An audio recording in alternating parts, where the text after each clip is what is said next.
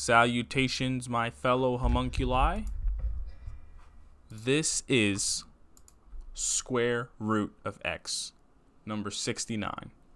So, this problem, a little bit difficult, but I'm going to show you a really bad solution in the beginning, right? Just so that the final solution actually does make sense. And so I think that progression is going to make it easier to understand. And if I make any mistakes, you guys can correct me. But given a non-negative integer x, and that's important, compute and return the square root of x. So before we even read the next paragraph, actually we're just going to read it anyway. Since the return type is an integer, the decimal digits are truncated and only the integer part of the result is returned. This is also very important because it's going to simplify our problem. So why is it important that a non-negative integer x, we know for sure that that's not, or we're never going to get a negative number, right? This is important because it makes the square root, so if you take a number like 16, right, a square root is a number that you can multiply by itself to get 16, for example. And there are a couple of options, right? You could either do 4 times 4 is equal to 16, or negative 4 times negative 4 is equal to 16. So the fact that our integers will always be non-negative is very important for simplifying how this works. Because now we can pose the question as a linear search question. And since the return type is an integer, the decimal digits are truncated, only the integer part of the result is returned. So we can see in the first example that x is equal to 4, right? And so they're saying, what number can you multiply by itself, right? Which will give us our input variable, which is x. That number is subsequently revealed as 2, right? Because 2 multiplied by 2 is going to be 4, right? And so for our second example, we can see that we're given 8, right? And so the square root of 8 is actually 2.82442, right? Repeating, right? And so since the decimal part is truncated, 2 is returned. And this part is also very important for the problem, right? Because this means that you don't actually have to search, the infinite range that exists between 2 and 3, right? Because you could go from 2.00001 to the 10, right? To 2.0001 to the 2, right? To actually find the exponent. So that's not what they want here, right? So we just have to find the range. And how can you find the range, right? So I'm going to pose this as a linear search question, right? Which is going to take linear time, which is pretty bad. And then you can actually do this in constant time, but I'm going to show you a log of n solution afterwards.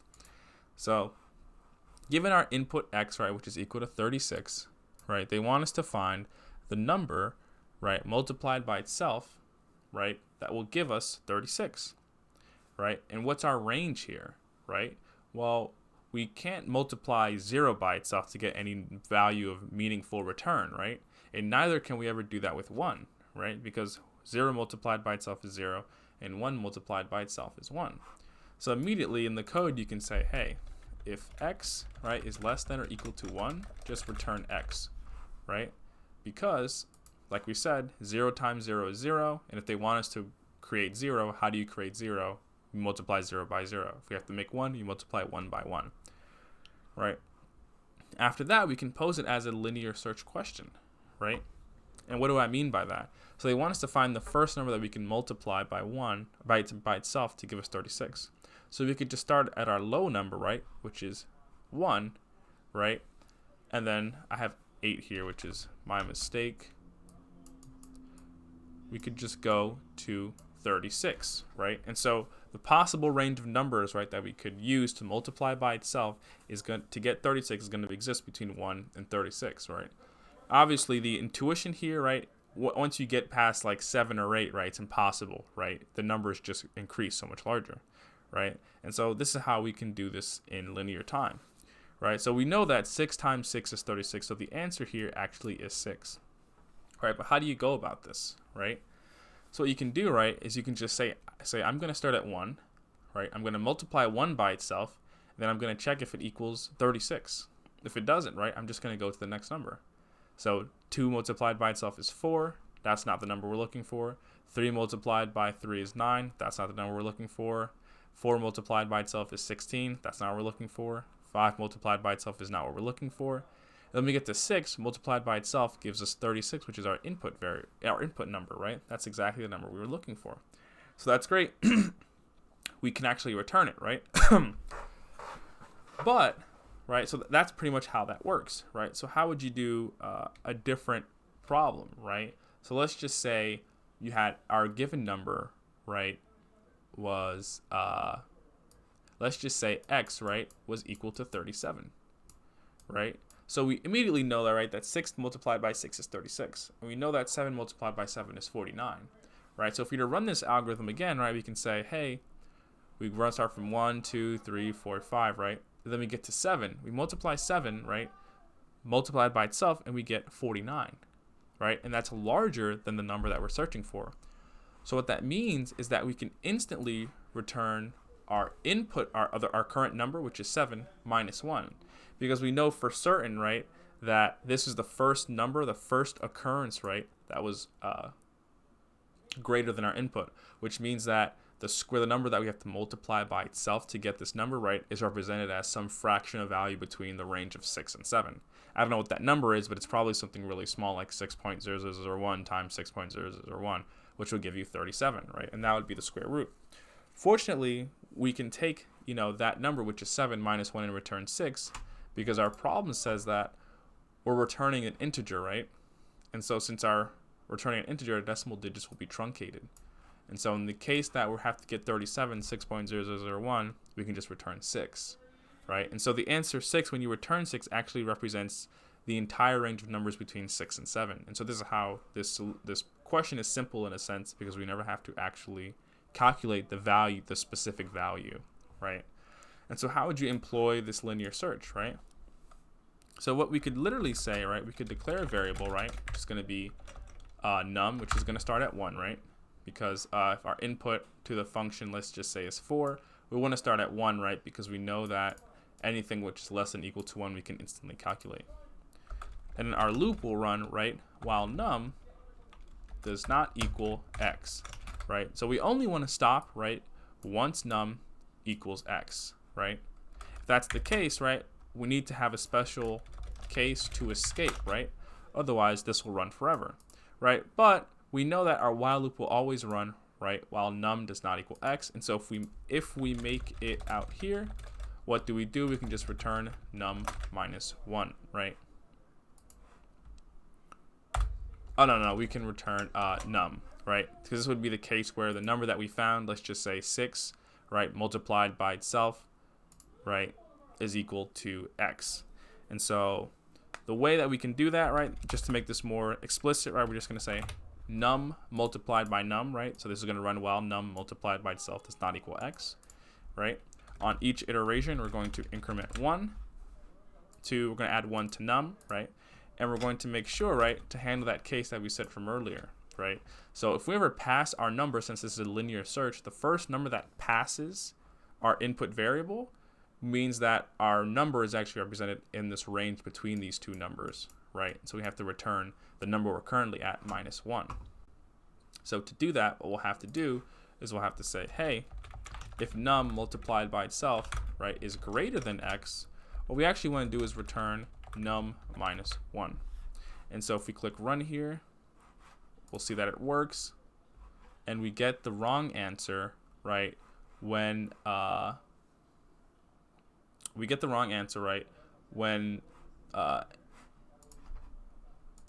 so I had a small typo. So the reason why it didn't work, right, is because originally I was doing nums multiplied by itself, but it's safer to just say we can just do nums, right, to the second power, right? And so that is going to work perfectly there, right? And so what we realize with the problem, right, is that what you get, right, is that we're just linearly searching through the range, right? Actually add a ... right, because 37 would be the last number. So what we can do, right, is we can just layer a binary search on top of this, right? So we know for a fact, right, that if we ever do, let's just say we started at 5, right? If we did 5 and we found out, right, that 5 times 5 is 25, which is still less than the number we're looking for, which is 37, then we can just cross out these values, right, just like a binary search would, right? If we know that is true, then why do we have to constantly iterate on values, right, that are just wasting operations? And so we're just going to layer a binary search on that, right? And so the intuition there, right, is if we find a number, let's say we calculate the middle, which is 5, and we say that 5 times 5 is 25, right? And so our low here is going to be 1. But once we see that 5 times 5 is 25, we know that we can just skip all these values, right? So we'll just cross it off. Our new range will be between 5 and 37.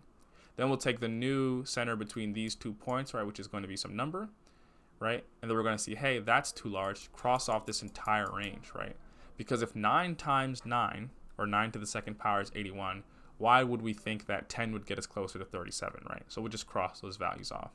Then we'll calculate the range again, right? And we'll see that this value is slightly larger, right? And then we'll cross off these values, and then you'll find out that that's how you get your answer, right? So let's layer that binary search on top.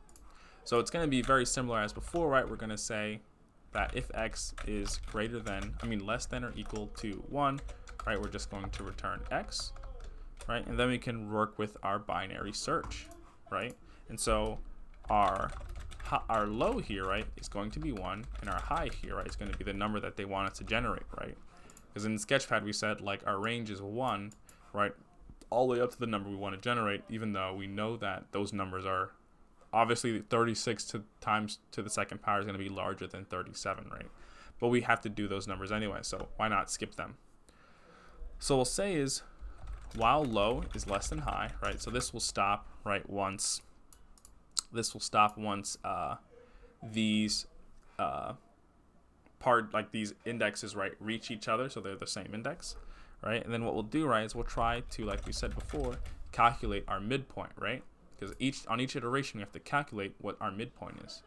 So how do we do that? So what we do is we'll just say left plus, right, high minus left, right? And then I'm gonna add some parentheses out here, and then we're going to do divide by 2, right? And then we're going to floor that answer, right? And then that's how we would take the proper midpoint, right? The reason we're flooring, right, this is just going to mean that, right, whenever we're having to choose between two values or basically an even set of numbers, we're always going to prefer the index on the left-hand side, right? Just to add some more determinism to how this works, right? And so now we can just look at our cases, right? So typically in a binary search, right, the mid here that you would be calculating would actually be the index. But in this algorithm, the indexes that we're using, right, are actually also going to be our values. So we can just check, right? We can say, hey, if mid to the second power, right, is equal to x, well, that's great, right? This means that mid multiplied by 2 gives us our value, which would mean that this is that would be the correct square root. So we can return mid. Then we can say, hey, if mid to the second power, right, is actually greater than x, right, what does that mean? So let's just say we generated a value in here, right, and let's just say it's 12 or something. 12 is clearly greater than 36. So what does that mean? It means our high, right, which was typically represented by 36, right, should be changed to wherever 12 is, right? And that's also going to be the 12th index. So what that means is, right, if the number we generated out here is already too big, it means that the numbers all the way down here by default are already too big. So we can just change our high, right, to where we know that at least the start of values would be there. So what that means is, right, if our mid at this point, right, is already too large, we're just going to say, hey, ignore everything, right, that was at that portion. What does that mean? Like we said, if we have 12 here, right, we know that if 12 times 12 is 144, it's much larger, or 12 to the second power is 144, it's much larger than 36. So we're going to ignore every number from 13 to 37, and that's what we're doing. So we're going to set high to 12, which essentially cuts our search space in half, right? And that's why the time complexity of this is going to be log n, because we phrase it as a linear search question, and now we're just going to optimize that and cut off values that are clearly too large. Now what's the other case of this, right? So we said if the value is equal to mid, we said if the value is greater than x, right? So what's the other half? Well, what if mid to the second power is less than x, right? If that's true, then let's just say our midpoint was 4, right? If 4 to the second power is 16, which is clearly less than 36, right? Why would we think that 3 or 2 or 1 could hold the answer, right? It doesn't make any sense. So what we'll do is we'll just cross these values off, similar to how we did for the end. And so we'd also be crossing out half of we'd be having our problem space, right? Or our solution space. And so what that means is, right, we're going to set low, right, equal to mid plus 1, right? Why? Because we processed this index, right? We actually calculated what 4 was, right? So we don't want to calculate it again, so we're going to add 1 to it. So we're going to say low is going to be equal to mid plus 1. Right, and just like our previous problem before, right, once we make it out here, we know for certain, right, that we can just return low minus 1, right, because it means that our value is going to exist within a range. And so if we run the code here, see that, so I put left, I meant to write low here. I also put left here, I meant to write low. And so we can run that, we can see that it works, and then this one is much faster than our previous solution. And so the time complexity here is going to be log of n. Why is that, right? Because we said this was a linear, we phrased this as a linear search problem. Then we layered binary search on top of it, which is going to have our problem space on each iteration. And so the time complexity there is going to lend itself to a logarithmic properties. And so our time complexity is going to be log n. Our space complexity, right? We're not using any variables that's going to scale with our input. We're not using any recursion, and so any of the indicators that this would be anything other than constant space don't exist, and so this is going to be constant space. And so this is square root of x.